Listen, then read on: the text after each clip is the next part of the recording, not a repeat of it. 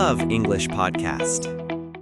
Hello, everyone, and a very warm welcome back to Love English Podcast. I'm Emma. And I'm Leo. Hello, everyone. It's great to be back. Emma, I was watching an old American movie this weekend, and I heard a very strange phrase. It made me laugh, but I was also very confused. Oh, I love strange phrases. Tell me, what did you hear? It was a scene with very heavy rain, and one character looked out the window and said, "Wow, it's really raining cats and dogs out there." And I just stopped. I had this crazy picture in my head of cats and dogs falling from the sky. It made no sense at all. My friend explained it just means it's raining very heavily. Ah, you have discovered the wild, wonderful, and very confusing world of English idioms. Idioms. Yes, that's the word. They seem to be everywhere. I want to learn them because I think they will make me sound more like a native speaker. I found a list online of 100 common English idioms, and I want to start memorizing them. Is this a good idea? That is an excellent question, Leo, and my answer is please be very careful. Learning idioms is a fantastic goal, but for a beginner, memorizing a long list of them can be very dangerous.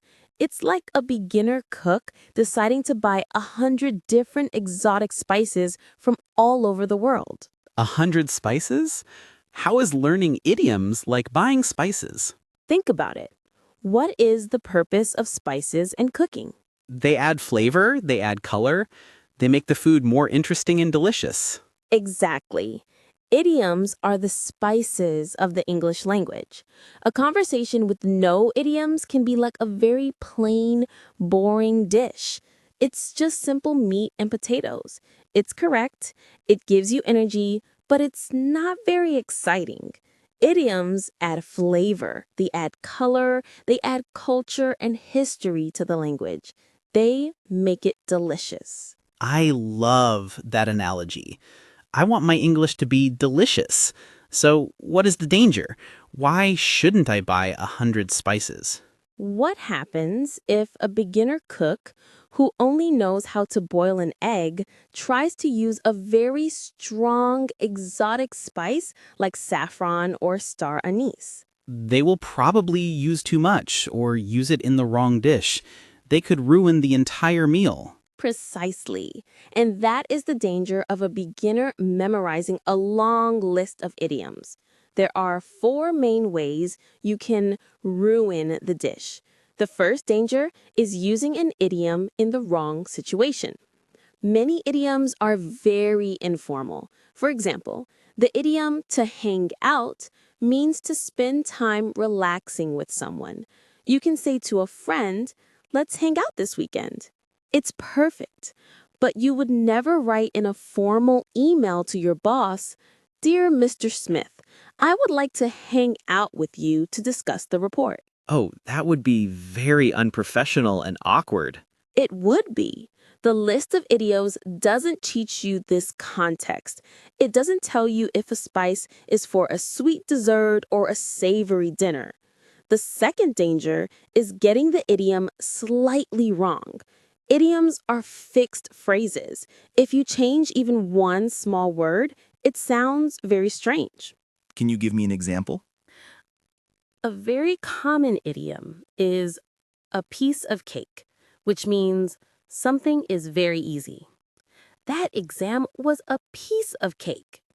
A learner who memorized the list might forget the exact word and say, "That exam was a piece of pie." A native speaker will understand, but it will sound funny and incorrect. It's like a recipe that asks for salt, but you use sugar instead. It's close, but it's wrong. The dish is ruined. Okay, so wrong situation, wrong wording. What's the third danger? The third danger is overuse. This is the beginner cook who is so excited about their new spices that they put 10 different spices in one simple soup. The soup becomes a confusing mess of flavors. When a language learner uses too many idioms in one conversation, It sounds unnatural. It sounds like they are trying too hard. It doesn't sound fluent. It sounds like a walking textbook. I think I have heard people do this. It sounds like they are showing off, not communicating. Exactly. And the fourth danger is simply that most idioms are not as common as you think. That list of 100 common idioms might have many phrases that people only use once a year. Memorizing them is not an efficient use of your time. You are filling your kitchen with spices you will never use. Okay, I am convinced I will not memorize the list of 100 idioms. I can see the dangers now. So, what should I do? Should I just avoid idioms completely until I'm an advanced speaker? No, not at all. That would be like deciding to only eat plain boiled chicken for the rest of your life because you are afraid of spices. You don't need to be afraid. You just need to start small and be smart. You need to build your own beginner's spice rack. A beginner's spice rack? What does that look like? A new cook doesn't need 100 spices. They need 3 or 4 essential ones. They need salt, pepper, maybe some garlic powder. These are the basics that you can use in many different dishes. In English, there are a few idioms that are so common and so useful that they are like the salt and pepper of the language. These are the ones you should focus on first. Okay, please tell me, what is the salt and pepper of English idioms? Let's start with one we've already mentioned, a piece of cake. It just means very easy. You can use it for almost anything. The test was a piece of cake. Don't worry, this project will be a piece of cake. It's very common and very friendly. Okay, a piece of cake. That's my salt.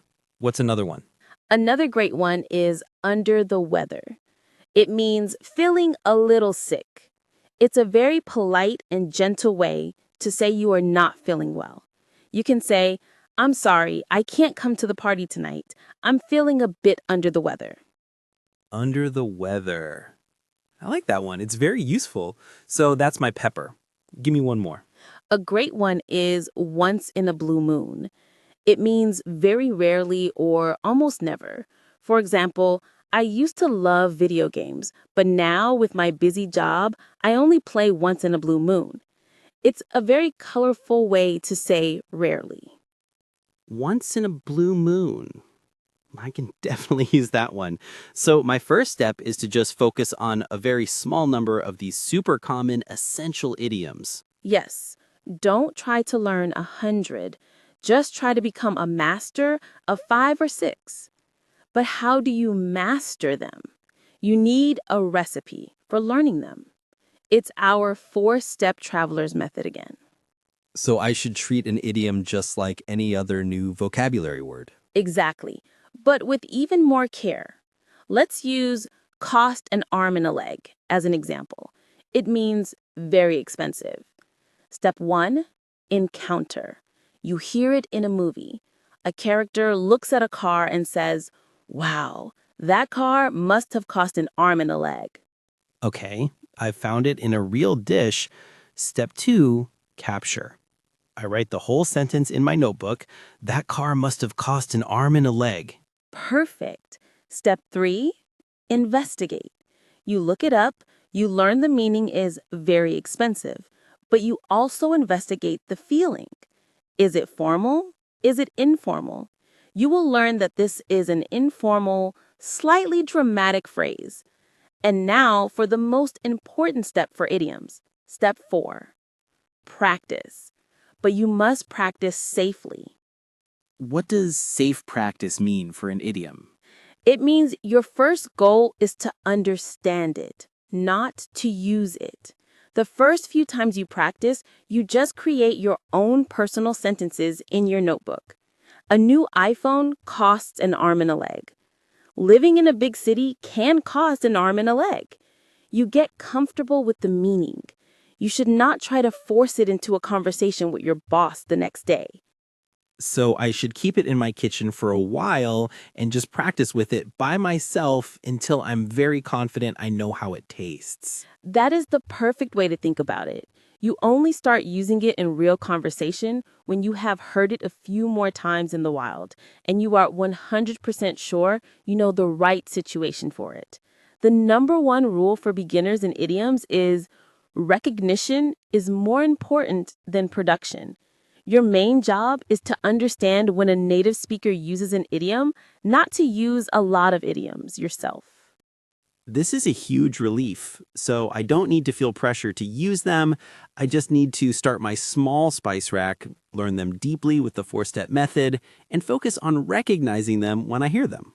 That is the complete, safe, and effective strategy for a beginner to start learning idioms.